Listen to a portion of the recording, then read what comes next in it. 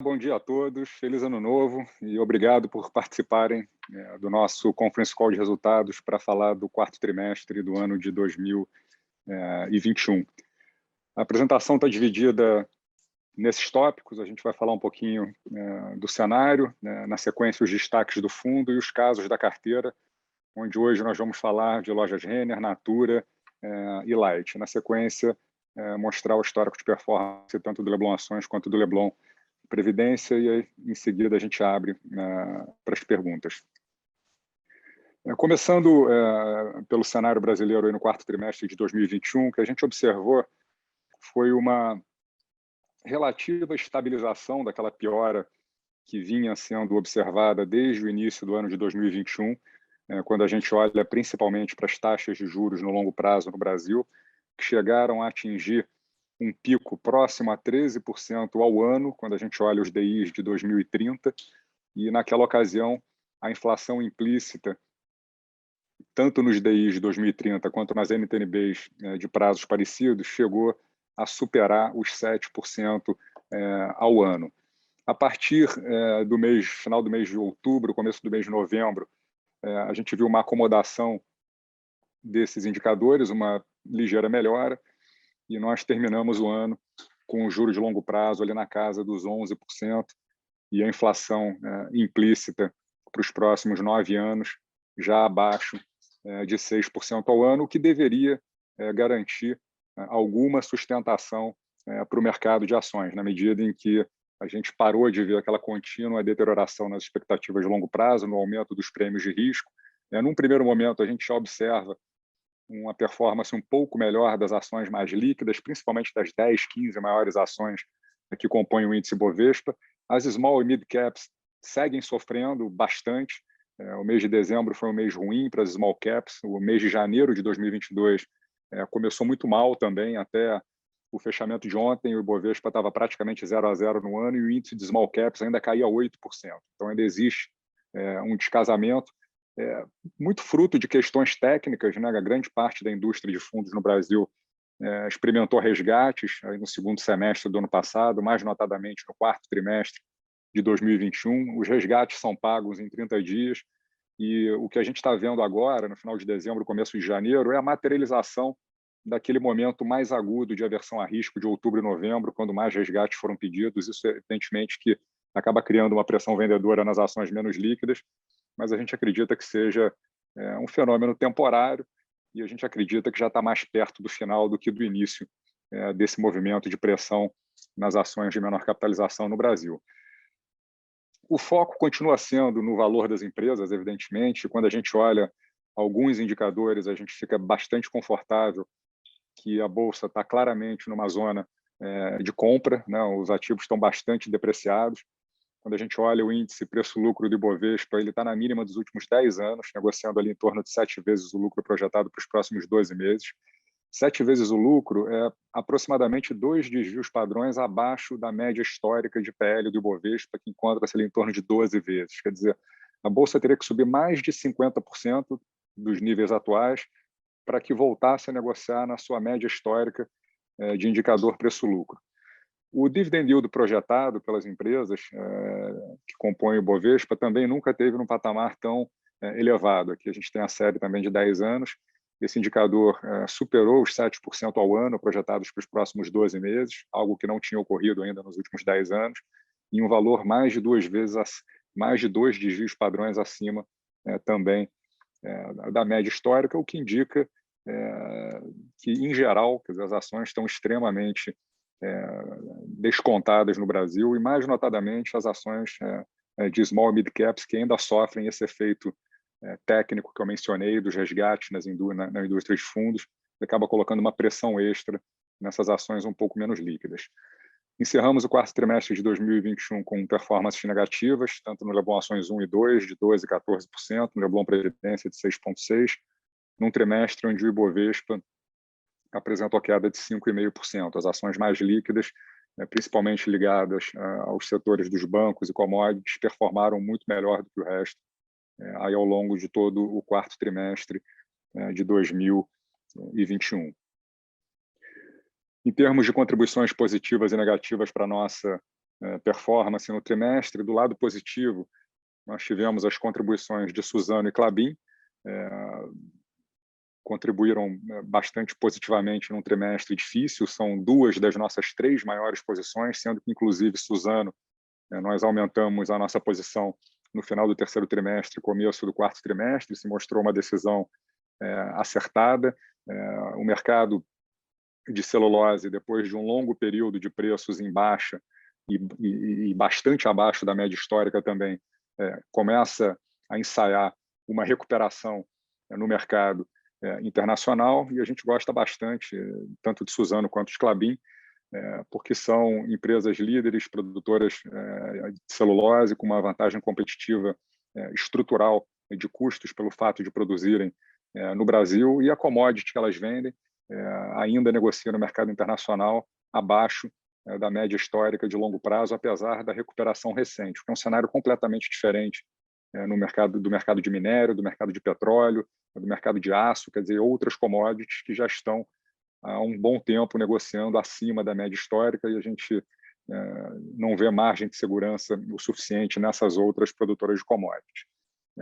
Suzano e Klabin, a gente permanece bastante confiante. As duas hoje somadas representam cerca de 15% da carteira do Fundo Leblon Ações. A terceira principal contribuição positiva veio de Mills. Mills hoje é a maior small cap do nosso portfólio, a gente tem cerca de 5% da carteira investida em Mills. É uma empresa que a gente conhece profundamente, foi um investimento de private equity da Leblon lá em 2010, então a gente tem uma história de mais de 10 anos com essa empresa.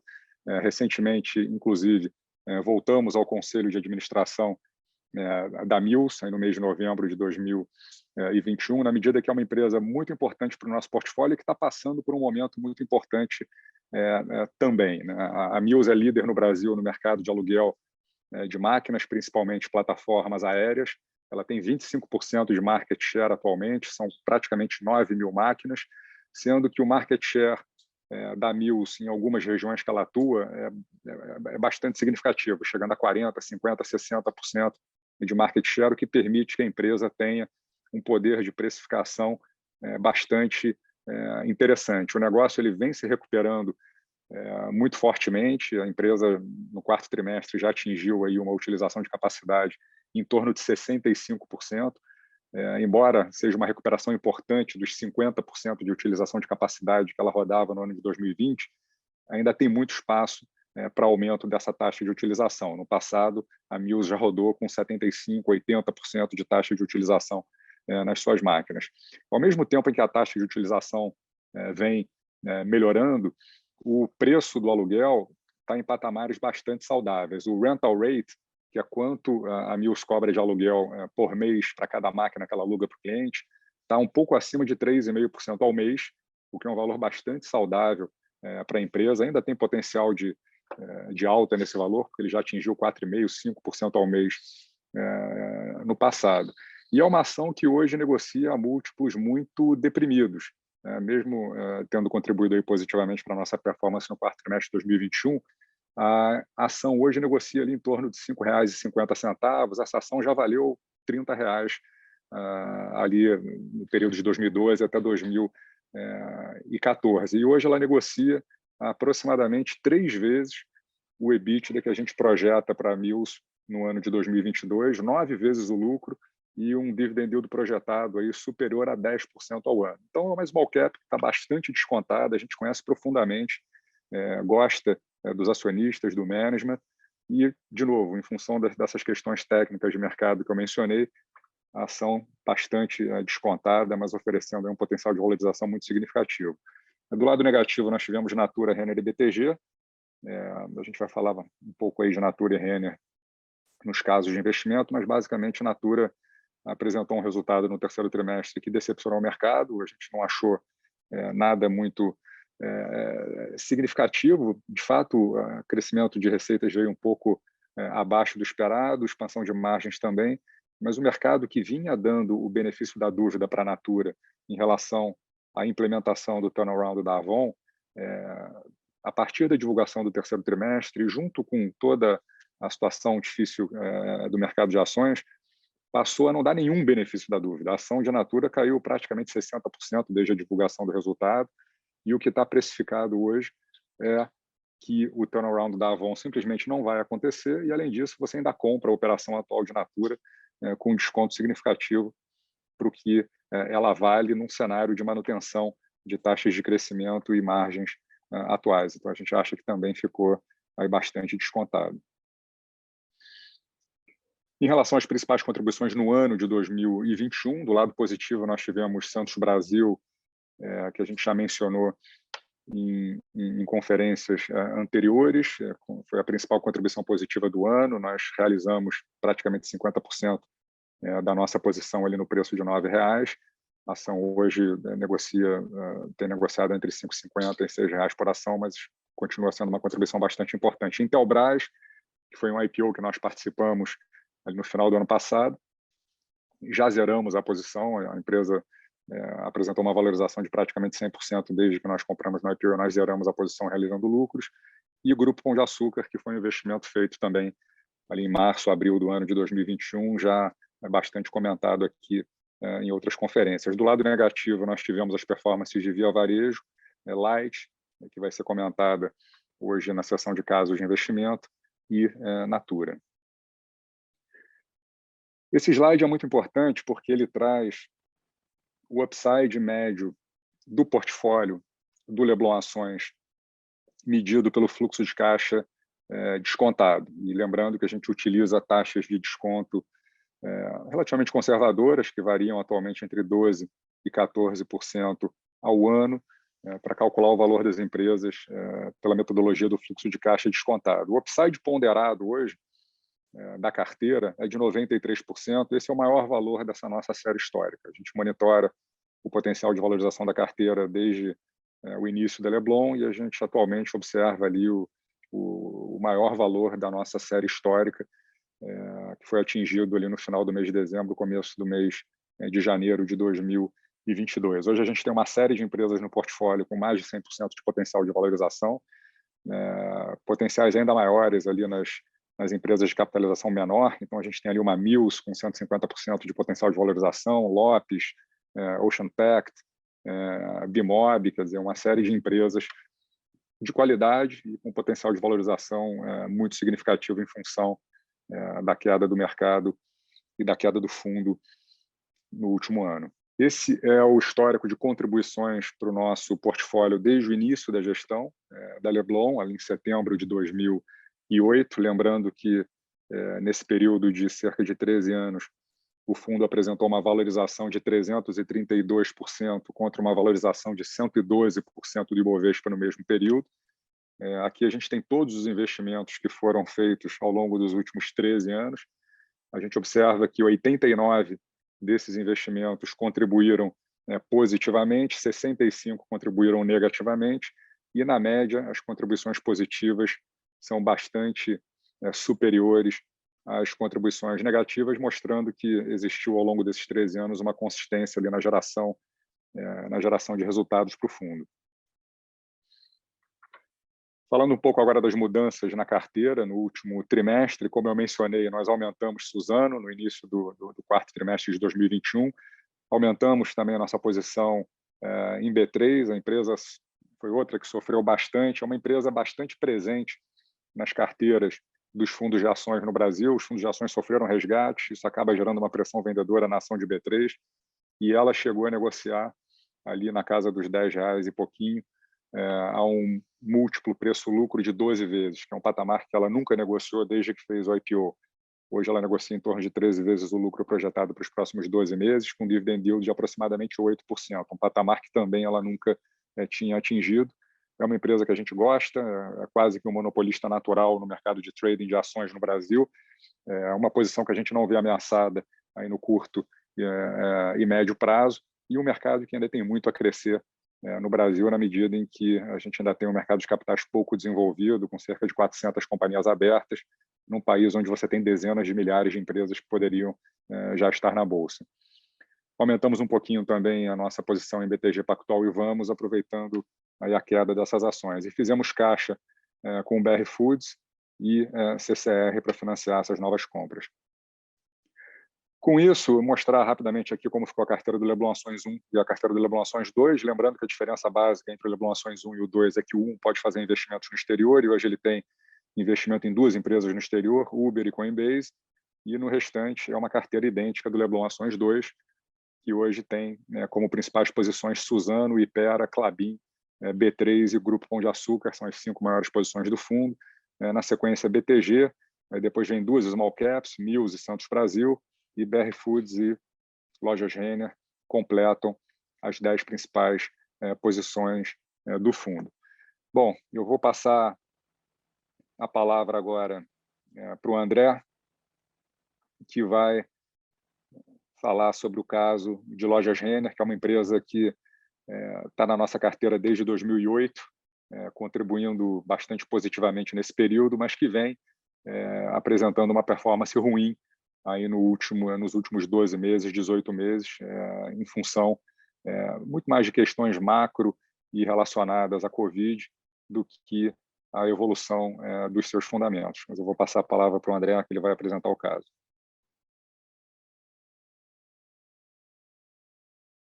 Bom dia, olá, meu nome é André, eu sou sócio e analista de varejo aqui na Leblon.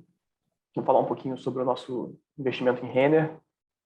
Começando pela tese de investimento, a Renner é uma empresa premium que já sustenta há muito tempo um diferencial grande de crescimento em margens em relação aos concorrentes. Ela é líder de mercado aqui e o Brasil tem um mercado muito fragmentado, o que dá bastante espaço para consolidação, uma vez que, em comparação com muitos outros países, a participação de mercado dos maiores players no Brasil é em torno de metade do que se vê lá fora. A penetração do e-commerce de varejo de vestuário no Brasil ainda é muito baixo, e isso conversa bem com a prioridade estratégica que a Renner tem dado na digitalização da empresa. Em termos de valuation, hoje, com a empresa negociando aí em torno de R$ 23, no nosso modelo, uma taxa de desconto de 13%, isso um modelo mais conservador, a gente enxerga R$ 35 por ação, o que já dá 50% de upside. Hoje a empresa está negociando em torno de 19 vezes o lucro para os próximos 12 meses, o que é um desconto considerável para a média histórica dela de em torno de 26. E essas premissas que eu falei, razoavelmente conservadoras, consideram a margem EBITDA de longo prazo dela em 25%, que é o que ela já estava entregando no período pré-pandemia, em 2019.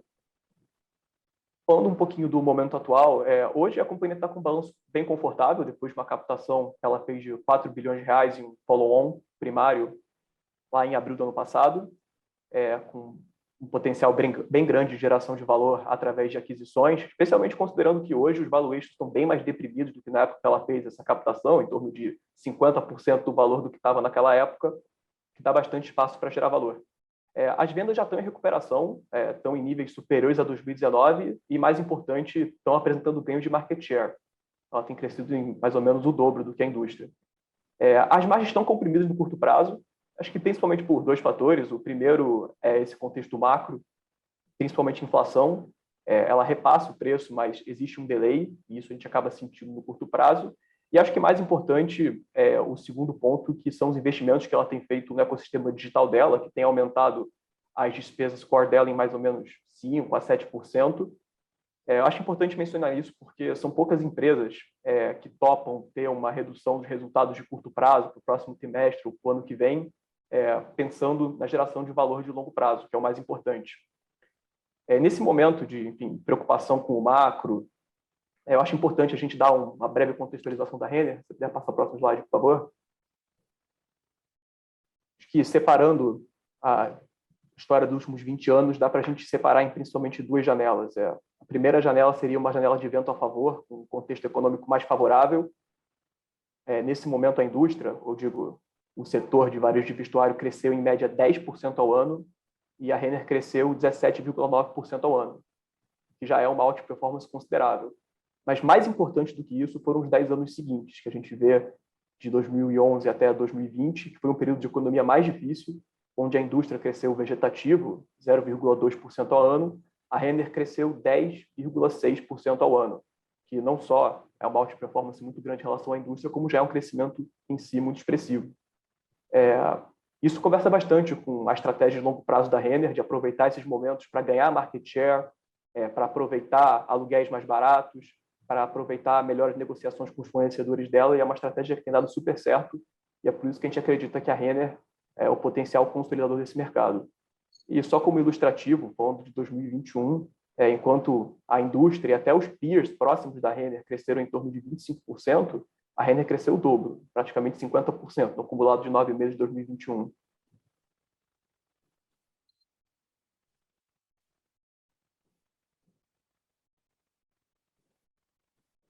E acho que é importante também mencionar, nesse segundo gráfico, o descompasso que a gente tem tido em relação ao valor de mercado dela em comparação com o que ela está entregando.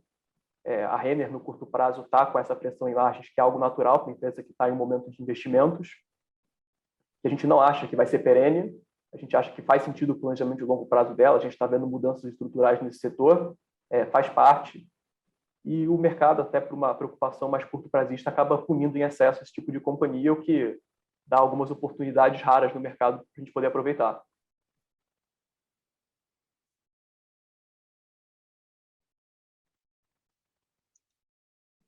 Obrigado, André. Vou passar a palavra agora para que Mesquita e Ramos apresentem o nosso caso de Natura.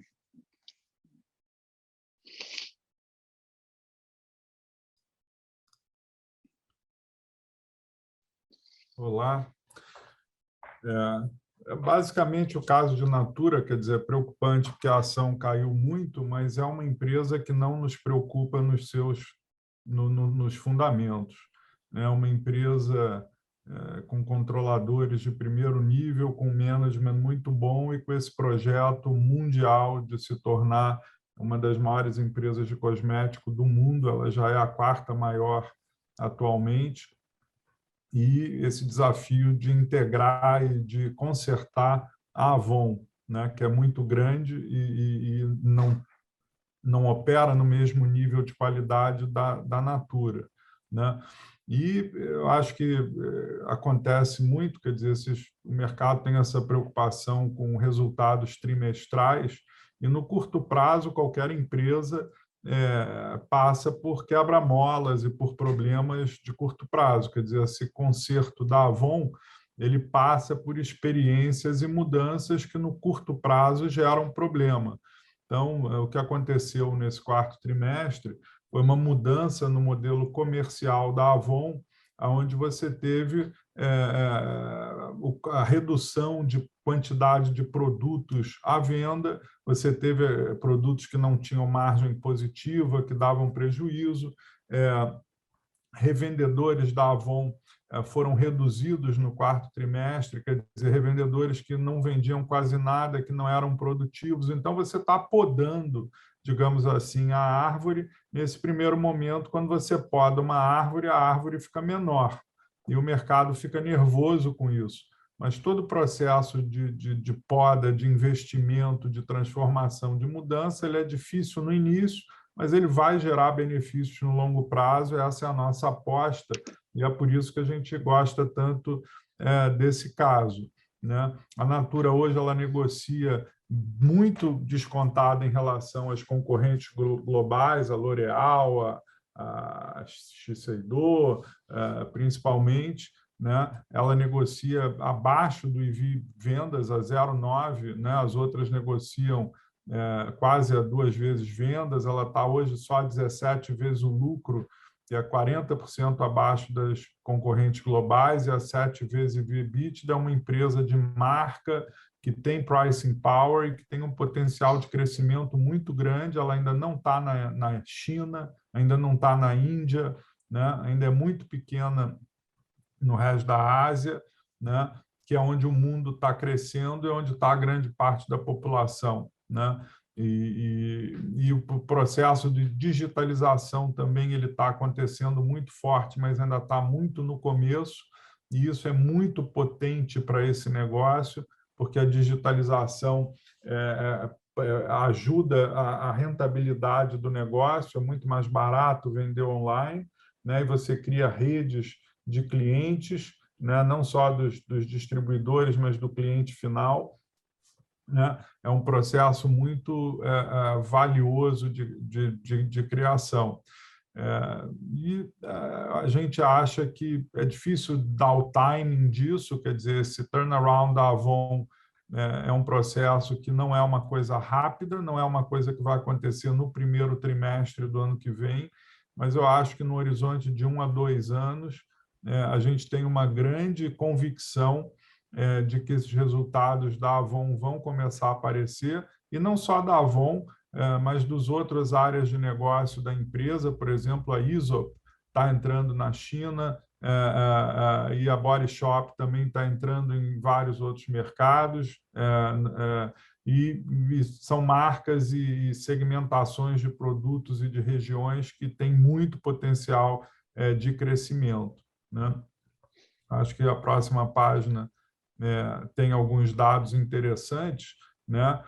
Você vê que como a empresa tem se transformado e está numa toada de transformação. Você vê que o Brasil era 57% do negócio da Natura em 2017, 4 anos depois é só 27%, né? Europa, por exemplo, era 10%, foi para 29%, quer dizer, é uma empresa, o resto da América do Sul, Oceania, e a Ásia foi de 3% para 9%, mas ainda é só 9%. Quando você olha um gráfico de riqueza do mundo, de quantidade de pessoas no mundo, a Ásia é quase metade do planeta. Então, você pode aí, pelo menos, quadruplicar ainda, por exemplo, na Ásia, né? E quando você olha as vendas online, você vê que Natura na América Latina foi de 2% para 8%, a Avon de 2% para 6%, a Body Shop de 14% para 31% das vendas online, a Aesop de 10% para 20%. Quer dizer, a empresa está se transformando, está atingindo seus objetivos, está caminhando na sua estratégia. Teve um trimestre ruim, o mercado cai 60%, acontece, é ruim, mas a gente está bem tranquilo quanto a isso, né? E eu acho que é um pouco o resumo da ópera. Depois, nas perguntas e respostas, aí, se alguém quiser entrar em mais detalhe, a gente está à disposição. Ótimo. Passar para o Aguiar agora para falar do nosso caso de investimentos em Light. Bom dia a todos. Falar um pouquinho aqui de Light. A gente já conversou sobre Light em calls anteriores. É uma ação que está no nosso portfólio desde o início de 2019. O ano de 2021, como o Pedro Sherman demonstrou, né, ela adicionou ali na verdade, ela tirou performance do portfólio, perto de 2,70. O ano de 2021 foi, assim, eu diria, quase uma tempestade perfeita para a Light e para algumas outras distribuidoras, né, com a conjunção aí dos impactos da pandemia, né, nas perdas e arrecadação, e também com o forte aumento da curva de juros, né? Como também o Sherman já mostrou anteriormente, a inflação implícita parece muito alta a longo prazo, né? Os pilares da nossa tese ela não mudou, né? A gente quando investiu na Light pela primeira vez lá em 2019, focamos principalmente na questão da melhora da governança e da gestão da empresa, uma melhora operacional, né? E ela estava naquela época, como né, voltou agora, depois dessa forte queda ao longo de 2021, negociando a múltiplos bastante atrativos, né? E continua tendo algumas opcionalidades, assim, que é mais a longo prazo, né? Que é a questão da venda, a potencial venda da empresa, né? Para algum parceiro estratégico, e algumas opcionalidades também em relação a créditos fiscais. Em relação ao valuation, nosso modelo, a gente trabalha de forma bem conservadora, né, descontando ele uma taxa taxa real de 10% ao ano, né, nominal aí seria mais próximo aí de entre 14,5% e 15%, né? A gente encontra aí um preço-alvo para a empresa de R$18, que daria aí perto de 80% de upside. O momento atual, né, da empresa é bastante importante nos próximos meses, né? Eu estou bastante construtivo o que pode acontecer com essa ação nos próximos 3 meses. Primeiro, é importante ressaltar que a empresa passou por uma grande mudança de management ali no final de 2020, início de 2021, né? Trocou quase toda a diretoria, poucos diretores ficaram, né? Trocou o presidente do conselho, e essa nova diretoria só começou a trabalhar de forma conjunta apenas ali no primeiro trimestre de 2021. Então, não tivemos tempo de verificar, né, entregas ainda desse novo management, né? Olhando o perfil deles, né, e os problemas que a Light passa, não vejo um grupo de executivos tão qualificados, né, que poderia estar na Light como esses, né? O que aumenta bastante a nossa confiança, né, em médio e longo prazo na execução e no turnaround da empresa. Os impactos da pandemia não ajudaram, né? Então o mercado não consegue precificar essa melhor gestão. Eu acredito que ao longo de 2022 vai ficar, né, com a redução dos impactos da pandemia, acho que vai ficar mais claro essa mudança na gestão da empresa. Um segundo ponto que é bastante relevante, é o que me dá um pouco mais de otimismo em relação a curto e médio prazo, é o processo com a ANEEL, negociação no novo ciclo regulatório, né? O processo agora está em consulta pública, vai terminar a consulta pública em janeiro, e até o final de fevereiro a ANEEL vai emitir um relatório definindo os parâmetros, né, para a definição da tarifa da Light, no ano de 2022, e as proxies para os anos seguintes, né? A base inicial, né, de tarifa definida, né, no início da consulta pública melhorou um pouco em relação ao que a Light tem atualmente, mas foi um pouco decepcionante na visão do mercado, que esperava, não está precificado na ação, mas o mercado esperava, tinha ali um sentimento relativamente positivo que poderia vir um pouco melhor. Eu acredito que a gente vai ter essa melhora com os executivos negociando com a ANEEL, e essa definição, como eu falei, deve ser até o final até o final de fevereiro, né? Porque a nova tarifa da Light ela inicia ali início de março. Passando para o próximo slide, eu coloquei 4 gráficos para exemplificar aí, ajudar a entender a tese, né? Então, o principal problema, como alguns de vocês devem saber, são as perdas, né, não técnicas, com o percentual ali da energia injetada no sistema, né? Então, como vocês podem observar no canto superior esquerdo, em 2021 ela deve finalizar ali com um gap de quase 7 pontos percentuais, que é bastante elevado. A gente acredita que muito disso tem a ver, obviamente, com os impactos da pandemia, né? E nós estamos projetando, né, com base aí na abertura da consulta pública, essa linha vermelha seria um novo regulatório, que eu acredito que vai subir essa curva, e nós projetamos aí uma redução conservadora em torno de 70 bips por ano, tá, até 2024.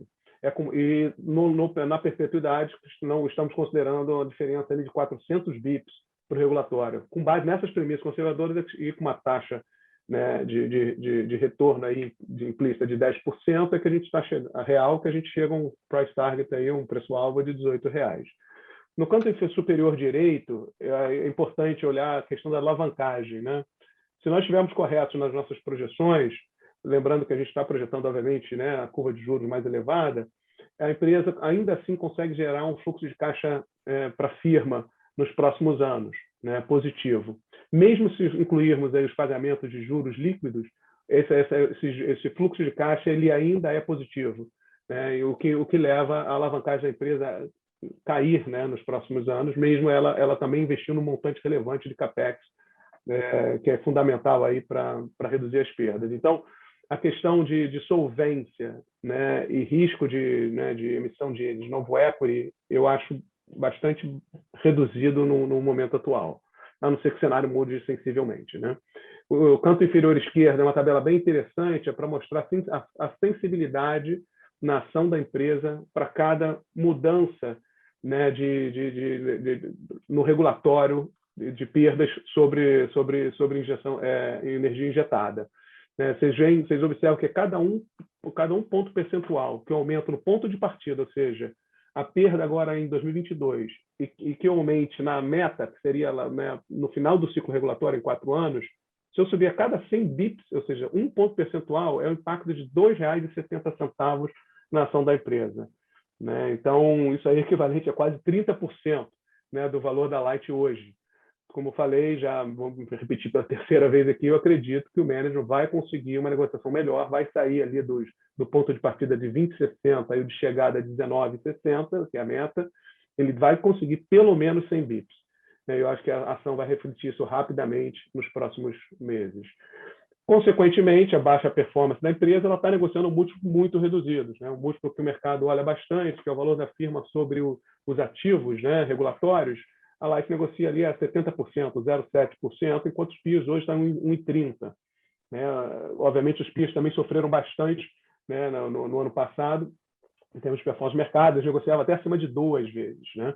Mas a Light está ali no 0,7% e a gente acredita que com essa renegociação com a ANEEL e quando o mercado começar a acreditar que o manager vai entregar consistentemente redução de perdas, a tendência é que esse múltiplo se aproxime de uma vez. Né? Obviamente, esse é um processo, não é um processo de 3 meses, né? É um processo que vai levar possivelmente aí uns 2, 3 anos para voltar a negociar perto dos ativos regulatórios. Enfim, esses são os pontos principais de Light. Eu devolvo a palavra aqui para o Pedro Scherman.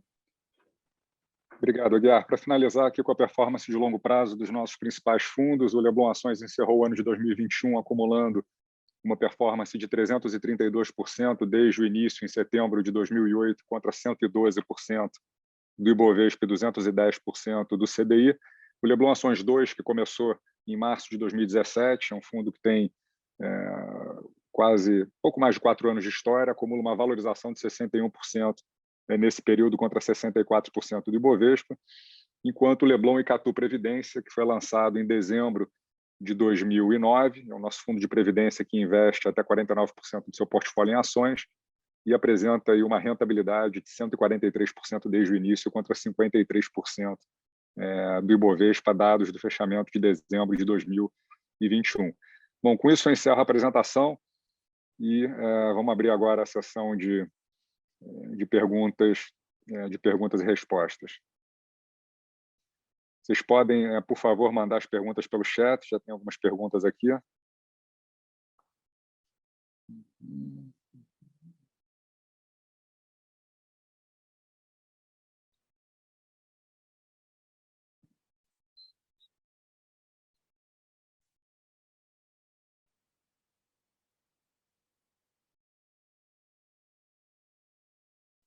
Tem uma primeira pergunta aqui sobre taxa de desconto e custo de oportunidade, quer dizer, o que mais nos preocuparia atualmente, mencionando inclusive o juro real atualmente de 5,5%, que é efetivamente o que está implícito nos títulos do Tesouro que remuneram acima do IPCA as NTNBs mais longas. Né?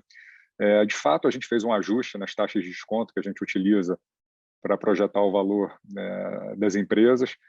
Como eu mencionei, a gente tem utilizado taxas de desconto que variam de 12% a 14% ao ano, e a gente chega nesses 12% a 14% num raciocínio bastante simples. A gente está utilizando esse cupom de IPCA de longo prazo de 5,5%. A gente está assumindo uma inflação de longo prazo de 4,5%, que é um pouco abaixo do que está precificado hoje pelo mercado, mas ainda assim acima das metas de inflação do Banco Central brasileiro.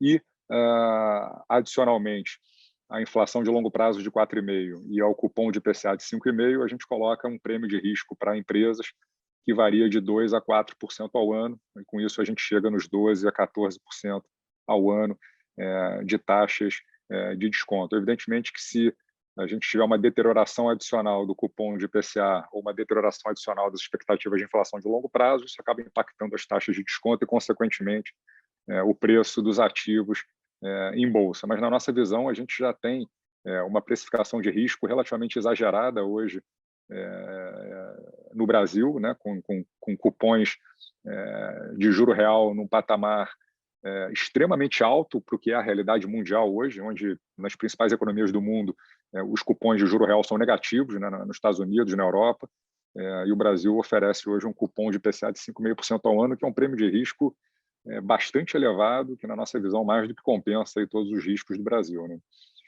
A segunda pergunta aqui em relação à Via Varejo, se a nossa percepção em relação à empresa mudou muito. Né?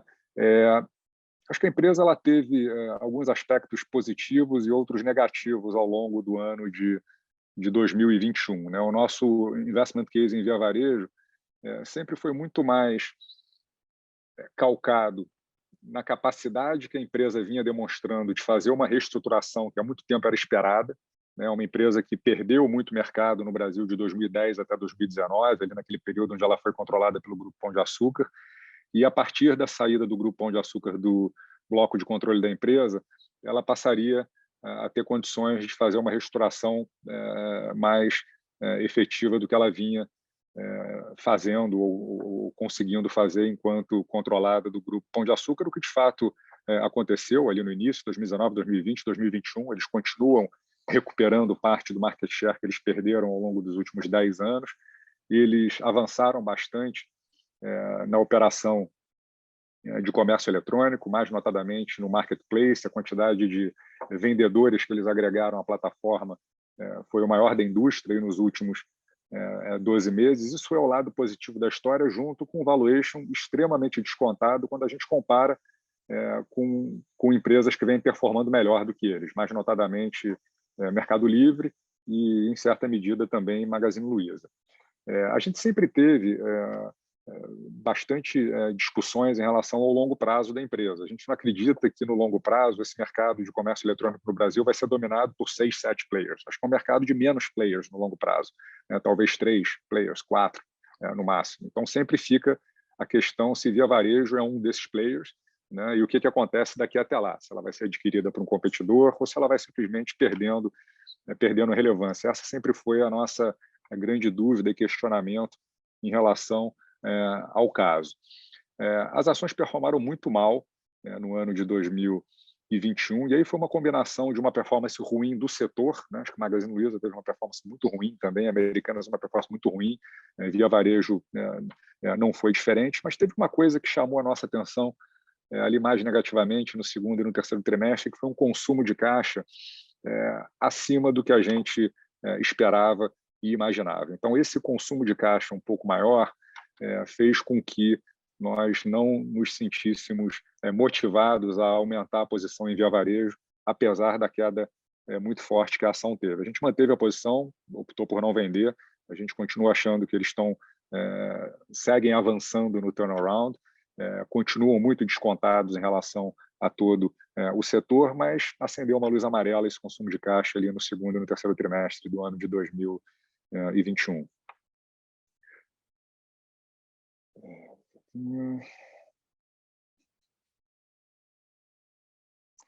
Tem uma pergunta aqui sobre as teses de Ocean Pact e Lopes Brasil, se devido ao valuation tão descontado de ambas, se a gente enxerga a possibilidade dessas empresas serem alvo de M&A, no caso da Ocean Pact, ou de uma OPA para fechamento de capital, no caso da Lopes. Eu vou passar o Ocean Pact para o Mesquita e eu acho que o Lopes, o Bruno Pereira pode pegar na sequência. Eu acho que o caso de Ocean Pact é um pouco parecido com esse caso de Natura, né? É um caso em que um resultado de curto prazo, trimestral, ruim. No caso de Ocean Pact, logo depois do IPO, o que exacerbou a situação, porque o mercado ainda conhece pouco o negócio, a empresa, acabou impactando muito a performance da ação. Mas a gente também, no caso de Ocean Pact, está bem tranquilo. É uma empresa bem gerida, com bons acionistas, e está num negócio de bom potencial no Brasil, porque o mercado offshore no Brasil, com o pré-sal, está expandindo bastante. A gente tem investimentos aí da indústria de petróleo aí de mais de 70 bilhões de dólares nos próximos 5 anos, e é basicamente offshore. Você vai ter a instalação de mais de 15 sistemas de produção enormes no offshore brasileiro nos próximos 5 anos, e para isso tudo você precisa de muitos barcos de apoio, você precisa de monitoramento, de todo tipo de serviço que a Ocean Pact faz muito bem, e é um serviço que não é tão commodity no caso da Ocean Pact, que não é só um aluguel dos barcos, ela dá um serviço que vai além do aluguel do barco. Ela tem biólogos, ela tem oceanógrafos, ela tem pessoas que você agrega ao serviço das embarcações para dar o serviço, por exemplo, de monitoramento da colocação dos equipamentos e tal. Então, é um negócio muito específico, é um serviço relativamente barato, mas muito importante para as grandes petroleiras. Então, é um negócio que tem potencial de crescimento, tem potencial de melhoria de margem, porque muito do problema do resultado trimestral foi aumento de custo esse de mão de obra, principalmente, que vai ser repassado nos contratos de médio e longo prazo que a empresa tem. Então, a gente não tem muita preocupação sobre o valor do negócio no médio e longo prazo, apesar desse curto prazo turbulento, que é uma oportunidade aí para a gente estar investido, aumentar a posição e por isso que não vendemos e não estamos preocupados e achamos que é uma posição que vai render bons resultados aí para o fundo nos próximos 1 ano, 2 anos. Ela pode ser um target, sim, para outros players do setor que são grandes, mas que não fazem exatamente o que ela faz. Exatamente o que ela faz, você tem poucos players hoje, mas você tem mais 2 ou 3 grandes empresas que estão pensando em fazer IPO e tal, que até poderiam tentar comprar, mas eu não acho que hoje é muito a cabeça dos atuais donos da empresa vender o negócio nesse momento. Eu acho que a valorização da ação ela vem mais por resultados que virão melhores nos próximos trimestres do que por um M&A de curto prazo. Bruno? Ok. Em relação a Lopes, eu acho que, respondendo primeiro diretamente, a gente não trabalha muito com o cenário de OPA, né? Não faz parte aqui da tese, eu atribuiria uma probabilidade bastante baixa para essa alternativa, né? Embora, naturalmente, como foi colocado na pergunta, o valuation esteja bastante depreciado. Eu acho que vale só lembrar que, acho que rapidamente, alguns aspectos da tese, da empresa, e contextualizar essa performance, né? Acho que ao longo de 2021, a ação sofreu, acho que quase tanto, um pouco mais do que foi a média das incorporadoras, né? das empresas de construção no país, o que historicamente acontece, né? Apesar de, acho que ser um risco-retorno diferente, o negócio de Lopes está muito ligado ao que acontece com as incorporadoras, e essa queda acima de 50% foi muito parecida com o que aconteceu com a média do setor, que eu acho que refletiu aí preocupações com desaceleração econômica, alta de juros, pressão de custos, que impactam indiretamente, sim, mas eu acho que a Lopes, como uma intermediária, né, uma corretora, ela, de certa forma, até se beneficia um pouco dessa necessidade das incorporadoras venderem mais e acelerarem vendas e precisar realmente fazer com que os projetos andem, né? E muitos lançamentos foram feitos, esses lançamentos têm que ser vendidos, têm que ser construídos, entregues, e a Lopes, além dessa participação no mercado de lançamentos, tem uma presença muito forte no chamado secundário, né, que é o mercado de usados, que eu acho que é um mercado que tem uma tendência de crescimento muito importante no médio e longo prazo, na medida que os estoques de imóveis seguem aumentando no país. Acho que o valuation hoje, um pouco abaixo de 400 milhões de reais, apenas como referência, é quase o que o Itaú pagou há 15 anos atrás para se associar a Lopes num negócio de crédito imobiliário, né, que foi um pouco acima de 300 milhões de reais. Acho que é um indicativo aí de um valuation muito atrativo. Eu acho que a empresa hoje, infelizmente, ela não recebe, eu acho que tanto mérito por algumas iniciativas no campo digital que ela tem feito bastante investimento nos últimos anos, e eu acho que menos ainda por essa joint venture com o Itaú, que é um negócio extremamente rentável, muito importante dentro da estrutura de crédito imobiliário do Itaú, e é uma JV que eu acho que vai ser rediscutida aí ao longo dos próximos 2, 3 anos e pode gerar realmente um valor bastante significativo para a Lopes no médio prazo, né? Então, acho que esses aspectos nos deixam ainda positivos em relação à tese para o médio e longo prazo, mas OPA realmente não faz parte aqui da expectativa para o curto prazo. A gente tem 2 perguntas de Renner aqui que eu vou passar para o André. A primeira é como é que a gente vê a concorrência das plataformas digitais de vestuário, principalmente das chinesas, como a Shein, E para onde uma empresa como a Renner consegue crescer hoje em dia, né? A presença dela em cidades mais populosas não está um pouco saturada, em cidades menores ela tem um retorno parecido com o histórico.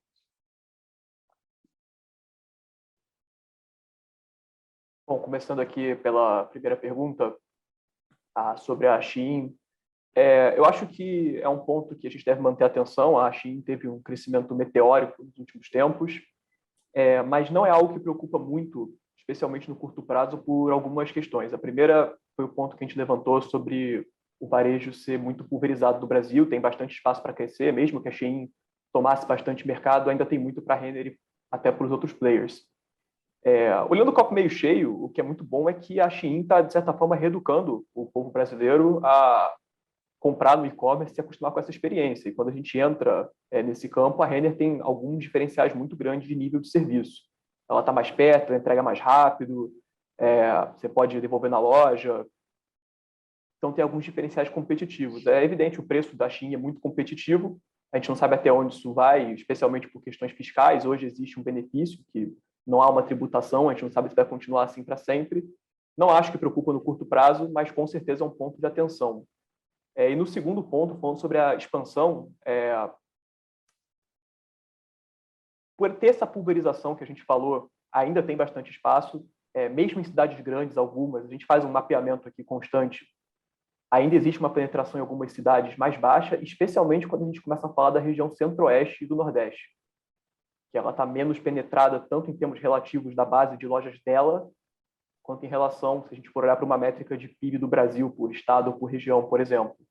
Então, isso é algo que traz até certo conforto, que existe bastante espaço para crescer. Sobre o retorno, a empresa não dá esse disclosure sobre o retorno dela em lojas menores. Eu acredito que seja muito caso a caso, até por isso, eventualmente, pode ter um fechamento de loja e uma tentativa em outro local.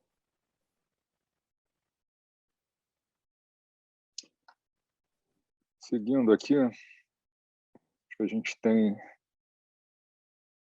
algumas perguntas sobre o Grupo Pão de Açúcar, basicamente pedindo um update nos fundamentos, né, da empresa e comentando a recente queda no preço das ações. Quer dizer, a gente aqui, efetivamente, o nosso investment case ele não mudou, né? Eu acho que é uma empresa que contribuiu positivamente para a nossa performance em 2021, mas devolveu grande parte da contribuição positiva aí nos últimos 2-3 meses, curiosamente, num período onde o Grupo Pão de Açúcar anunciou uma operação que é extremamente geradora de valor para a empresa, que foi a venda da operação de hipermercados, que era um problema para o Grupo Pão de Açúcar, para o açaí. A operação de hipermercados representava pouco mais de 40% do faturamento total do grupo no Brasil. Era uma operação de margens negativas, quando você considerava a alocação do overhead na operação de hipermercados. E seria um turnaround muito complexo e demorado para que o Grupo Pão de Açúcar implementasse. E eles conseguiram vender essa operação para o açaí por um valor que é praticamente o market cap atual do Grupo Pão de Açúcar inteiro, né? Um valor próximo ali a 5 bilhões de reais, que é o que vale o Grupo Pão de Açúcar hoje em bolsa. Então, eles venderam a pior parte do negócio Brasil, né, que representava 40% do faturamento total e a pior parte do faturamento, pelo market cap da empresa inteira. O mercado, evidentemente, que reagiu positivamente ao anúncio, a ação chegou a subir 20% no dia seguinte do anúncio, mas foi devolvendo aos poucos aí nos últimos meses. E aqui, mais uma vez, quer dizer, é uma ação que a gente segue convencido, né, do valor que existe na operação. Lembrando, eles têm uma participação de 34% na Cdiscount, que é o segundo maior e-commerce da França. A Cdiscount é uma companhia aberta, então ela tem valor de mercado ali na Bolsa Francesa. Só o valor de mercado dessa participação hoje vale alguma coisa em torno de 5,5 bi, que é exatamente o market cap do Grupo Pão de Açúcar como um todo. Então, você estaria levando de graça toda a operação de varejo de alimentos na América do Sul. É uma operação que, depois da venda do hiper, deve ficar ali com um faturamento entre 35 e 40 bilhões de reais, que, na nossa visão, deveria valer alguma coisa, no mínimo, entre 30% e 40% de vendas, é o que uma operação como essas deveria valer. Então, é um ativo que vale 20 bi e negocia 5. Por que esse desconto todo? Porque é uma empresa que tem hoje pouca visibilidade, poucos catalisadores. Ela deve apresentar um quarto trimestre de 2021 e um primeiro trimestre do ano que vem, ainda de resultados muito difíceis de serem analisados, poluídos, né? Você vai estar tirando a operação de hipermercado, você tem os custos todos de separação, você ainda não tem uma performance muito boa de vendas nas outras bandeiras. Então, é uma ação que não tem momentum de resultados, e o mercado, no curto prazo, valoriza isso. Tem uma visibilidade complicada, porque acabou de vender 40% da Operação Brasil e ainda não publicou um balanço, né, dessa operação já segregada. Inclusive, a gente tem conversado com a empresa para que eles deem uma visibilidade maior, né, para o mercado, apresentando um demonstrativo de resultados pro forma, apresentando um balanço pro forma do que vai ser a operação pós-venda do hipermercado, porque o mercado, sem dúvida, está negligenciando o valor. O que fica são operações bastante rentáveis, né? A Bandeira Pão de Açúcar, os supermercados de vizinhança, são operações que têm margens EBITDA ali próximas a 10%. Você tinha um negócio de hipermercado com a margem EBITDA ali muito baixa, próxima a zero, ligeiramente positiva, isso antes de você considerar os custos de overhead, e você está tirando isso da operação a um preço muito bom para a empresa. Então, acho que a gente está confortável com a tese e entende que a gente está num momento de mercado onde essas distâncias aí de preço-valor estão exacerbadas, principalmente para os ativos que têm menos cobertura de mercado. Hoje, poucas casas de research estão cobrindo ali de maneira mais próxima as ações do Pão de Açúcar. Ele tem toda essa questão de ausência de momentum de resultados no curto prazo pesando sobre a ação. Mas esse tipo de caso, quer dizer, historicamente, são casos onde a gente sempre, com paciência, acabou ganhando bastante dinheiro. Você está falando de uma ação que pode triplicar de valor, né, aí num horizonte de 2 anos, e o custo que você tem que pagar, às vezes, o preço que você tem que pagar para carregar uma posição com esse potencial de valorização, ficar alguns meses aí sofrendo como a gente está sofrendo. Isso vale para a nossa filosofia de investimentos em geral, né? Acho que é normal que nesses momentos de performance ruins do fundo, como a gente está vivendo ou viveu no ano de 2021, que a gente comece a se questionar, quer dizer, o que está acontecendo com as empresas, o que está acontecendo com a performance. Mas quando a gente olha para o histórico, não só da Leblon, quer dizer, eu sou gestor de fundos aí há mais de 20 anos, e esses momentos, infelizmente, eles são inevitáveis, né?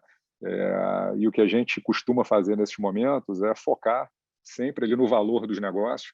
A gente entende que preço é uma questão cíclica, quer dizer, em determinados momentos o mercado está muito animado, em determinados momentos o mercado está deprimido e não vai pagar nem 20%, 30% do que valem as empresas, mas esses momentos, eles são cíclicos, em algum momento o humor melhora e o que fica é o valor das empresas, que é o que a gente foca muito ali a nossa análise. Uma pergunta aqui sobre por que a gente não tem Petrobras em carteira, que basicamente é a questão do risco, né? A gente enxerga a Petrobras como um caso bastante binário, né? Se a gente for assumir uma continuidade do atual modelo de precificação de combustíveis no Brasil e da política de desalavancagem da empresa e distribuição de dividendos, Petrobras está extremamente barata, não resta dúvidas, né? Acho que ela nunca negociou num múltiplo tão baixo, num dividendo tão alto. Mas a gente tem um cenário, a gente tem um evento binário nos próximos meses, né, que é a mudança no acionista controlador da empresa, que acontece de 4 em 4 anos quando a gente tem eleição presidencial no Brasil, e você tem uma probabilidade não desprezível que o próximo presidente mude, né, a forma como o negócio ali é orientado, né, e desde de precificação de combustíveis, que passaria a ser alguma coisa mais com cara de cost plus, né, quanto custa produzir mais uma pequena margem para que a empresa consiga remunerar ali minimamente o capital dos investidores, o que seria uma transformação muito significativa e com impacto muito relevante ali para os acionistas minoritários. Então, é uma ação que, dependendo do que aconteça aí nos próximos meses ou nas eleições, você pode ver essa ação tranquilamente caindo 30% a 40%, e se a gente tiver continuidade, aí sim vai ser uma ação que vai se valorizar, porque efetivamente está muito barata, assumindo a continuidade das políticas atuais, né? Acho que a gente está chegando aqui perto do final. Deixa eu ver se tem mais alguma pergunta que não foi respondida. Tem uma pergunta aqui, quer dizer, qual o principal fator que seria capaz de reverter o pessimismo no cenário macro no Brasil? De novo, é difícil antecipar o momento em que o mercado vai mudar de humor, né? E historicamente sempre muito difícil, mas a gente tem uma eleição aí nos próximos 10 meses, e hoje você já começa, talvez, a ter precificado pelo mercado alguma dúvida em relação ao que vai acontecer aí no próximo mandato presidencial. Quer dizer, o que a gente acredita é que muito provavelmente o próximo presidente, e o presidente que conseguir ser eleito, vai ser um cara que caminhar mais para o centro.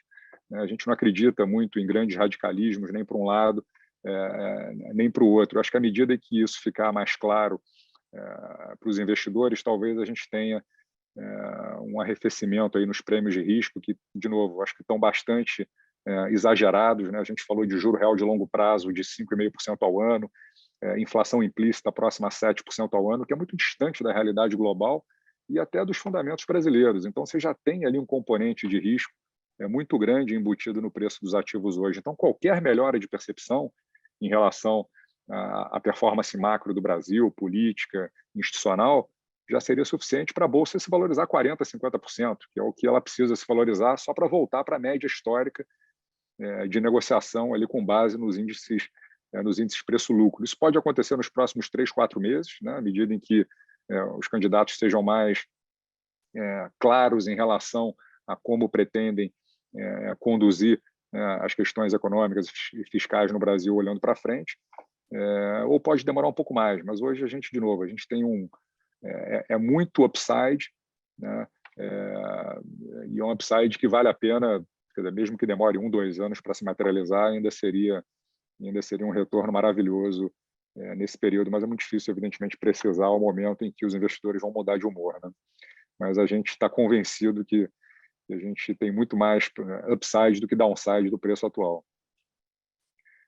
Bom, a gente está com o tempo aqui esgotado, quer dizer, se tiver alguma pergunta que não foi respondida, a gente responde depois diretamente. Podem mandar para o contato@leblonEquities.com.br, que a gente vai ter o maior prazer em responder. Queria agradecer a presença de todos e espero todos aqui de volta no nosso próximo call trimestral. Obrigado, um abraço, bom dia.